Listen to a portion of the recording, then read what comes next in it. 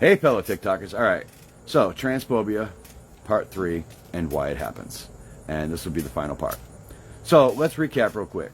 Hatred, fear, violence, physical, emotional, mental abuse. These are all things that happen to trans people on a daily basis. This isn't once in a while. This is every single day. And remember, being trans is only part of somebody's life. It's not who they are. It doesn't represent them. It doesn't define them. Being trans is just like being a woman or being a man. It's just part of who you are. Let's try to definitely make sure that we remember that when we're talking to trans people. So how else can people help? Right? That's what I ended the last video with. Well, it's pretty simple. Educate yourselves. Educate yourselves about trans people. There's lots of resources available out there. There's Reddit. There's Google. There's the internet. There's trans people themselves. If you don't know, just ask a trans person.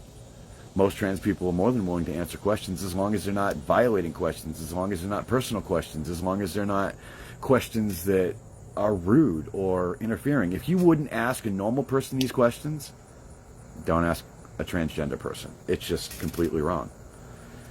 You know, respect somebody's pronouns. Respect their name. Call them by what they prefer. If they're non-binary and they prefer they, them, then call them they, them. If they're trans females, you call them she, her, or hers. If they're trans men, you call them he, him, or his. Right? Just like you would anybody else. Don't disrespect them on purpose. Don't disrespect them because you don't know any better. And don't try to correct yourself after you misgender somebody. And then say you're trying. No, you're not. Think before you speak to a trans person. If you misgender a trans person, then you don't respect them. It's that simple. Take your time when you're speaking to somebody and use the correct pronouns. That is the biggest thing you can do. And remember, being trans doesn't define somebody. It's just a part of who they are. And that is really the most important part to remember.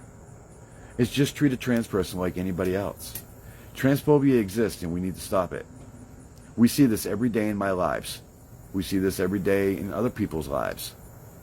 It has to stop. And we need to put an end to it. Yeah, we can block them all. So what? But we shouldn't have to. We need to make the difference. The human population needs to educate.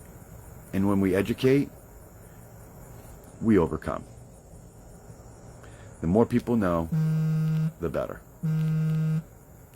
Until then, do you, because no one else will.